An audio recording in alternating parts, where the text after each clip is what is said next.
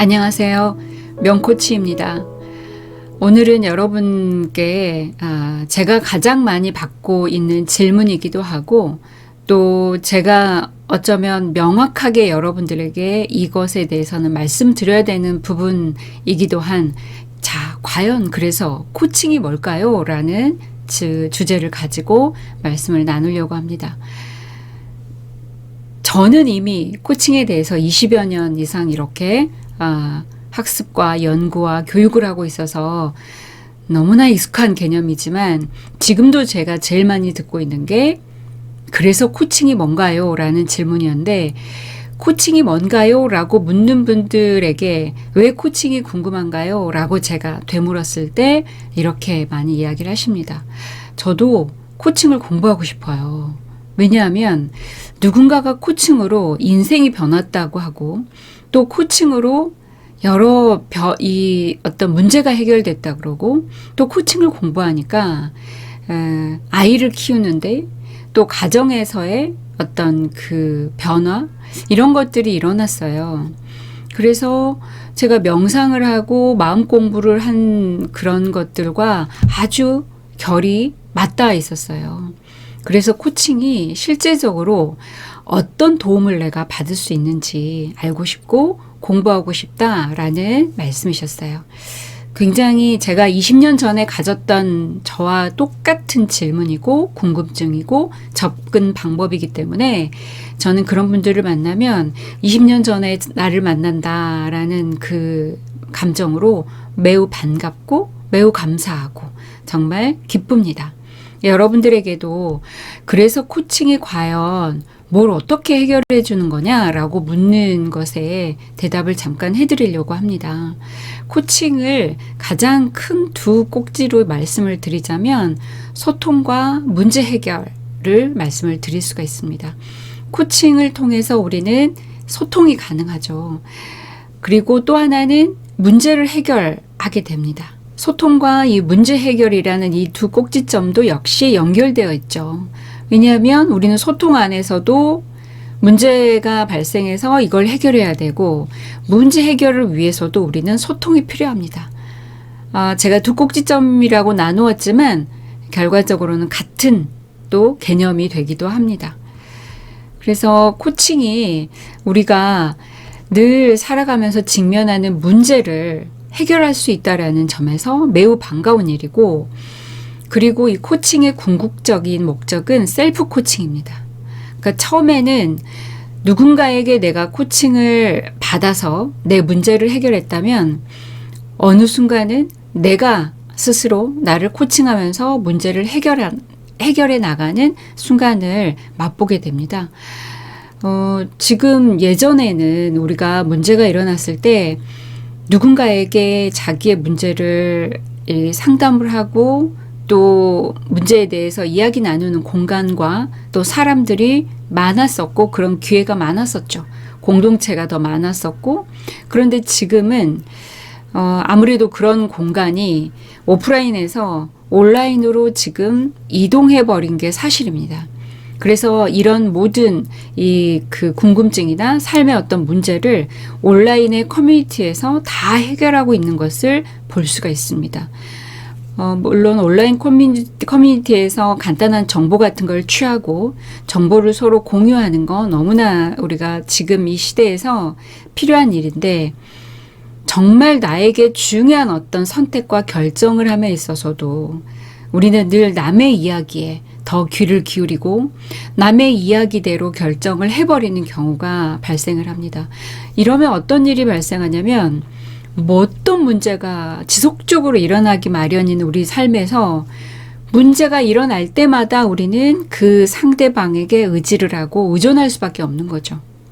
자, 그러면 내 삶은 나의 선택이 점철돼서 나의 선택으로 결과적으로 내 삶이 이루어지는 거지 않습니까?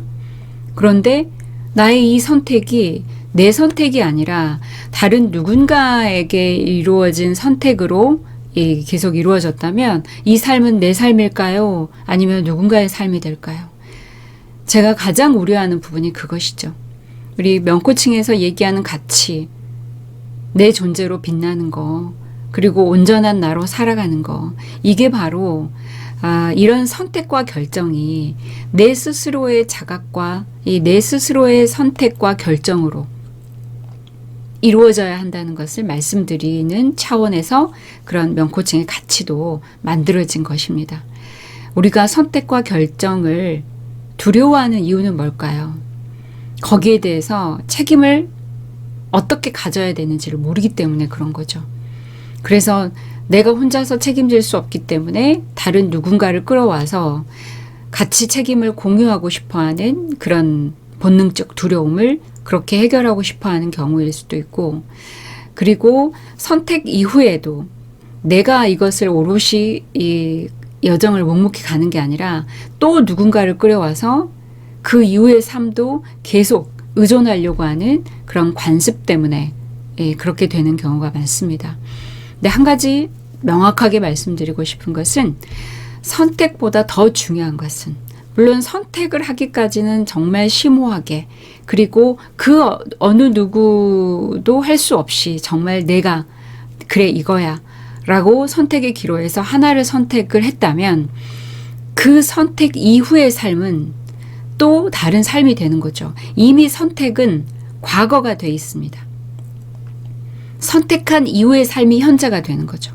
그래서 이 선택이 중요한 게 아니라 선택 이후에 내가 이 삶을 어떻게 바라보고 어떤 태도와 감정으로 이 삶을 걸어가려고 하느냐, 이 삶을 살아가려고 하느냐라는 나의 의도, 나의 의지, 나의 감정, 이것이 중요한 거지, 어떤 선택이 중요했다, 이것을 선택했기 때문에 내가 이런 삶이 펼쳐졌다라는 것은 이것은 이미 선택 이전에 고민할 수 있는 거고, 선택을 해버렸다면 그것은 더 이상 고민의 영역이 아니라고 말씀을 드릴 수 있습니다. 물론 이런 게 잘 이렇게 경험되지 않으면 말로만 이렇게 들었을 때는 조금 어렵게 느껴질 수도 있습니다. 그래서 이 부분을 찬찬히 다시 듣고 다시 들어서 이게 무슨 말이지? 이 말이 의미하는 게 뭐지? 선택보다 더 중요한 것은 선택 이후에 내 삶의 태도라는 게 도대체 어떤 걸 말하는 거지? 라고 곰곰이 생각을 해볼 수 있는 기회를 갖기를 저는 바랍니다.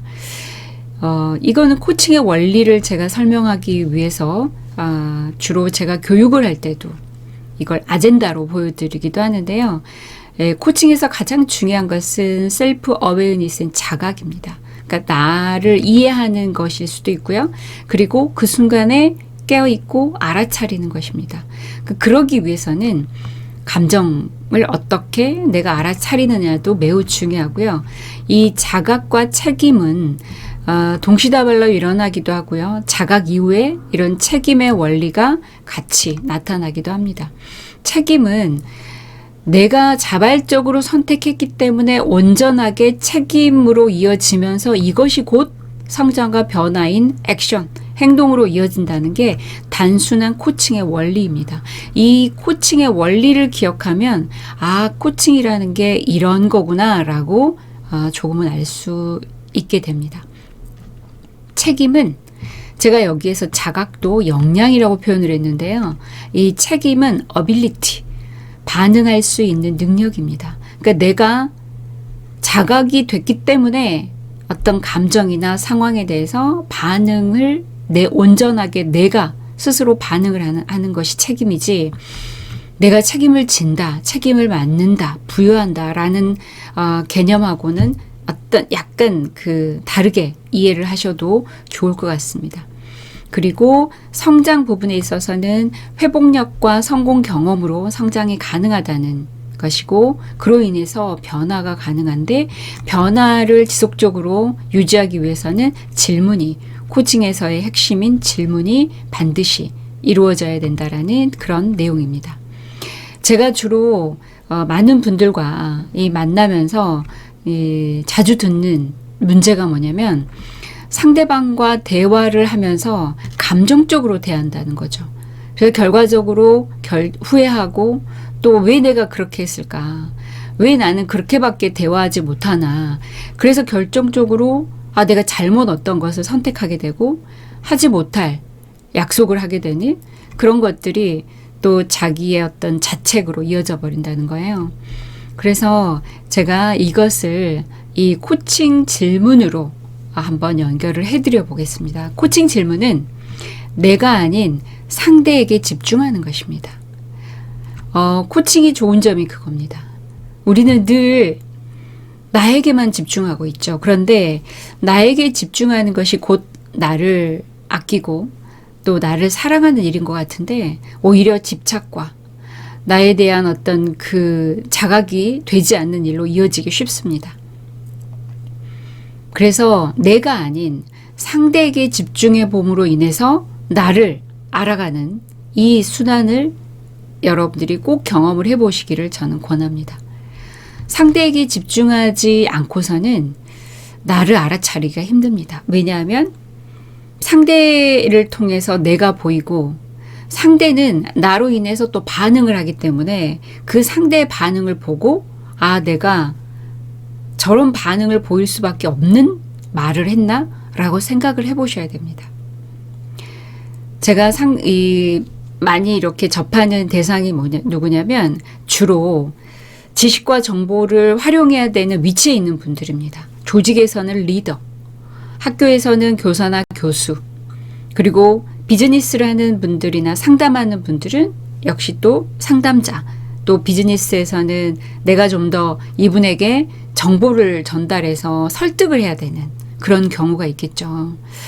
보통 그럼 이런 위치에 있는 분들이 잘 하는 실수가 뭐냐면 자기 혼자서 그 많은 얘기를 한다라는 거죠. 우리는 대화할 수 있는 시간이 한정돼 있습니다. 제한돼 있고.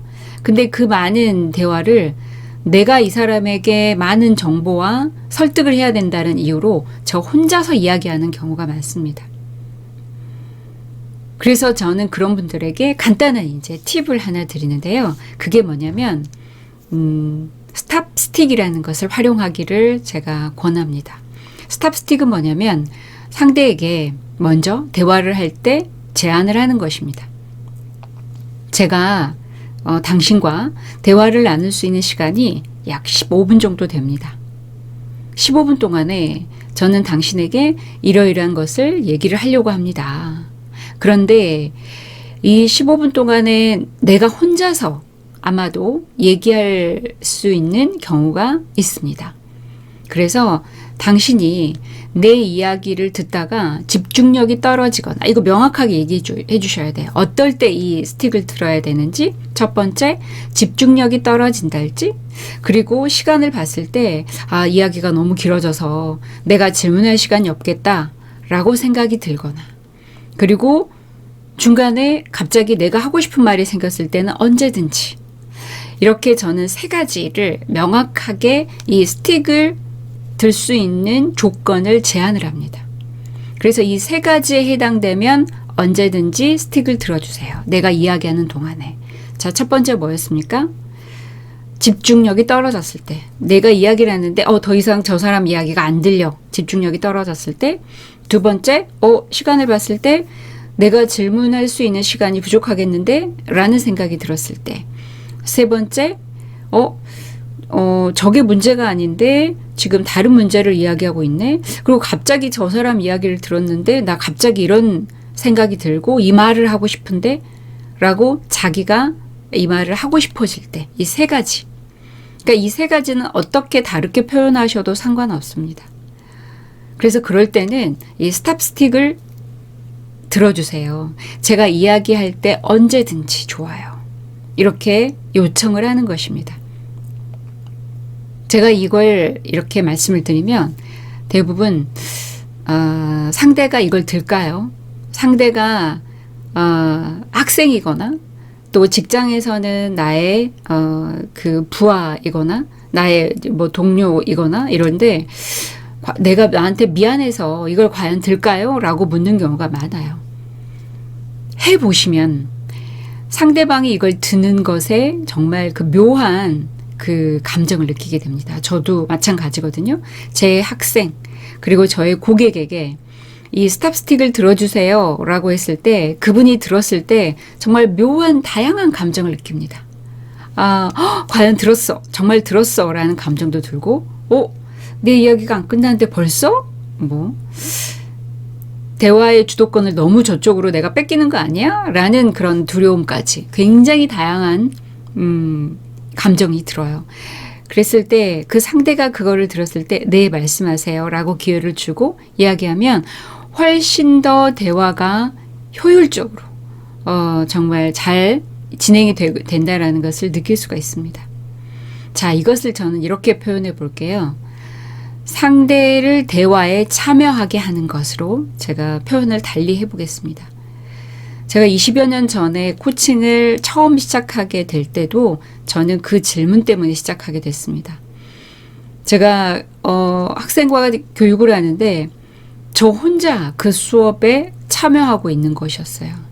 근데 더 슬픈 거는 저도 계속 흥미가 떨어지고 재미가 없어지는 거였어요. 그래서 어떻게 이 수업이 재미가 있을까? 일단 나부터. 이 수업이 재밌어지려면 어떻게 하지?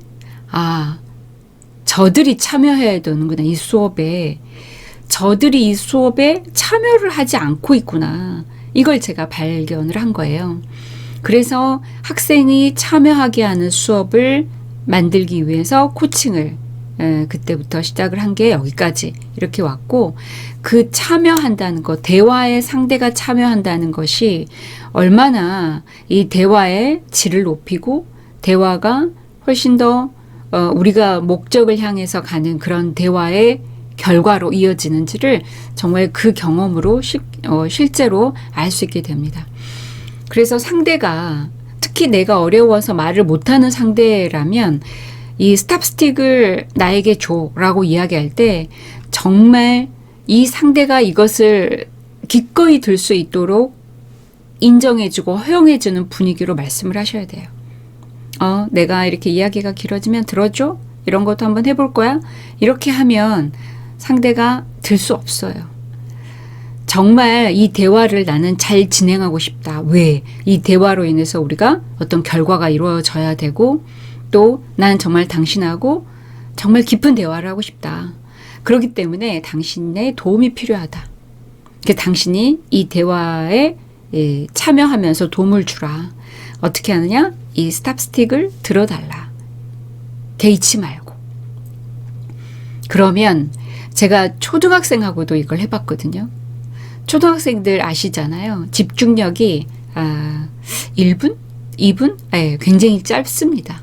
그런데 이 초등학생이 이 스탑 스틱을 자기가 언제 들어야 될지 타이밍을 잡기 위해서 제 대화에 엄청 집중하는 걸 볼 수가 있었어요. 그래서 이것은 상대에게 내가 자각이 깨진 것을 도와달라는 것을 의미하는 것입니다. 그러니까 내가 이렇게 계속 이야기하다 보면 자각이 깨지죠. 그래서 내가 스스로 깨진 자각을 내가 스스로 챙기기가 쉽지 않을 때가 많기 때문에 상대방을 통해서 내가 자각하게 하는 그런 도구가 되는 게 이 스탑 스틱이 됩니다. 스탑 스틱은 아무런 주변에 있는 거, 이렇게 저처럼 볼펜 같은 거 주변에 이렇게 스틱처럼 생긴 거 아무거나 활용하셔도 돼요. 그렇게 되면 충분히 그 대화가 가능합니다. 그러니까 제가 어떤 비즈니스 하는 분의 경우에도 제가 이걸 뭔가 설명을 이렇게 전문적으로 이렇게 하다 보니까 제 설명이 길어져서 과연 이렇게 계속 설명을 길게 하는 게 맞나 하는 의구심이 들 때가 있다라는 얘기를 하셨어요. 그때도 마찬가지입니다. 제가 이 부분에 대해서 좀 설명을 할 텐데 제 설명이 조금 어려워지거나 좀 이해가 안 될 때는 언제든지 저에게 질문을 주십시오. 라고, 그렇게 또 질문을 주셔야 제 설명이 조금 더 빨리 끝날 수 있습니다. 이렇게 부탁을 한번 해보는 것입니다. 네, 여러분들에게 이 코칭에 대한 설명을 제가 주로 받고 있는 어떤 이슈, 문제와 또 어떻게 이 질문으로 대화가 가능한지를 실제적 적용, 팁까지 함께 드리면서 말씀을 드려봤습니다. 네, 그러면 다음 시간에 또 코칭에 대한 이야기로 찾아뵙겠습니다.